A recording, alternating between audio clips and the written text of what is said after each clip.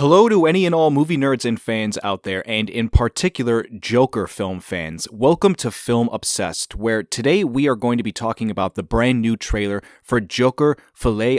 that just released and why I'm a little conflicted about it. I got a chance to watch it multiple times now, and there is something about it that left me feeling a little cold, and I want to talk about that and why I feel that way in this video. If you are someone here who is excited for this movie or is a little hesitant on it like me, give this video a like and subscribe to the channel so that we can build this film community that I'm trying to start on this channel. Without further ado, sit back, relax, grab some popcorn, and let's jump right into it. So yeah, I'm probably going to be in the vast minority when it comes to my view of this trailer and now how I feel about the movie as a whole going into it later this year when it comes out. Firstly, I feel like I should preface by saying this. I am somebody who actually admires what the first film did all those years ago back in 2019, as weirdly enough as that is to say, which was when I was actually back in college. It's been a lot longer since that movie came out than most people think, and it's one that is still fresh in my mind still to this day with the themes and messages that it was communicating about mental health through using the Joker name. I think that was important for a film like that to do those kinds of things, and I know that the overall film was divisive on its quality for many people,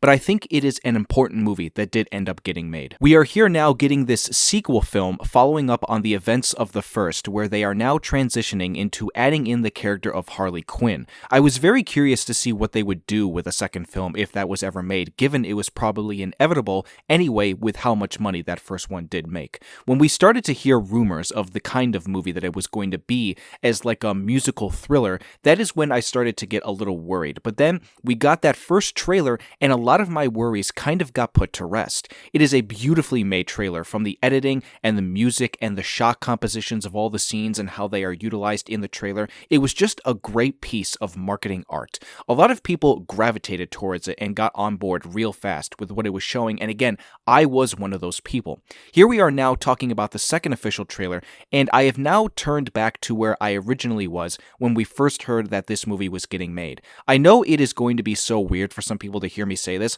but I actually feel a little less confident and excited about the movie seeing this trailer than when I had seen the first one. I hope I am very wrong about my suspicions of this movie with the kind of story that it could be going for, but with this trailer, I just feel a little cold when taking everything in. This was another very well-made trailer, but it was everything inside the actual movie that was getting me worried. It is a case of me having the thought process in mind of wondering why the movie would get made in the first place when so many out there feel that the first one was just good on its own. I think bringing in this universe's version of Harley Quinn is a good idea to make a second movie out of, and so that's where you get the whole idea behind calling it Folie,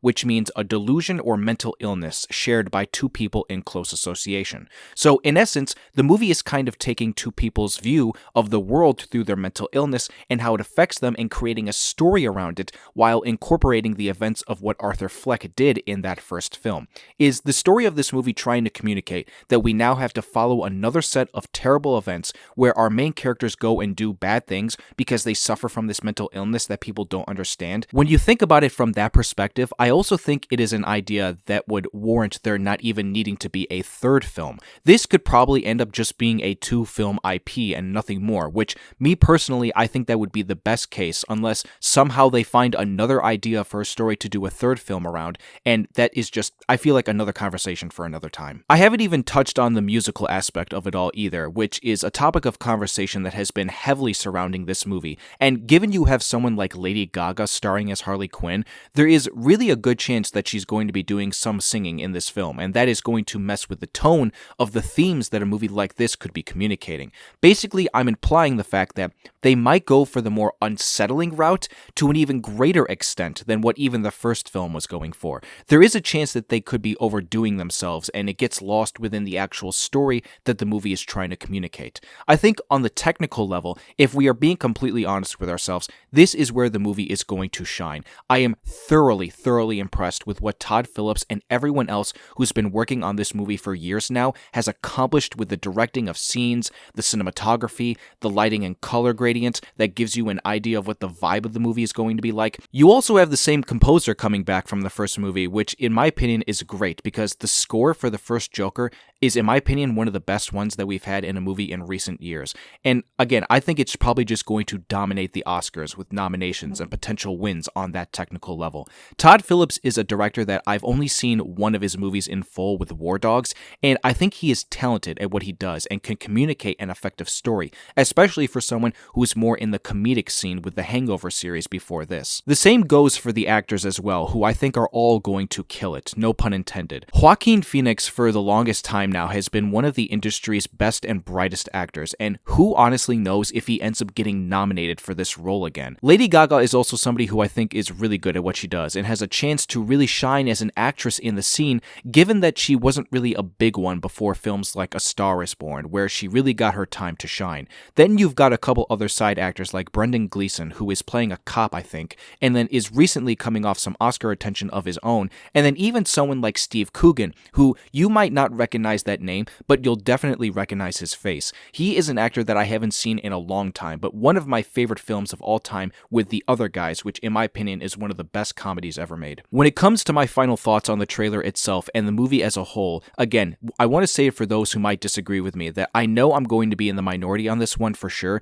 and I hope I am proven wrong with what I am seeing now, and then when I go in to see the final product later this year. I'm just a little worried about what exactly it is that they are trying to do with a story like this, taking up from a movie before that a lot of people didn't feel need a sequel. A movie that, might I add, was also made on a much smaller budget than this new one. The first was made on a $55 million budget minus marketing, while this new one is made for a very expensive $200 million budget when, again, not including the marketing. There is a worry that maybe they tried to do too much with this one given that budget, but we'll just have to wait and see, and I have no doubt that the movie itself is going to make a lot of money at the box office, given the hype and anticipation. If this is the last one that we ever get for this IP, then it might make me a little bit more happy, but that all comes down to what they actually do within the story of this movie, and I hope it's not just a lot of flair and visuals with a lack of character development and need for another story. With that all being said, ladies and gentlemen, my fellow film nerds, that is where the video is going to end. Leave your comments down below about what you thought about this trailer and my commentary of it. If you want to see more moving forward from me on this channel with regards to film and you enjoyed this video,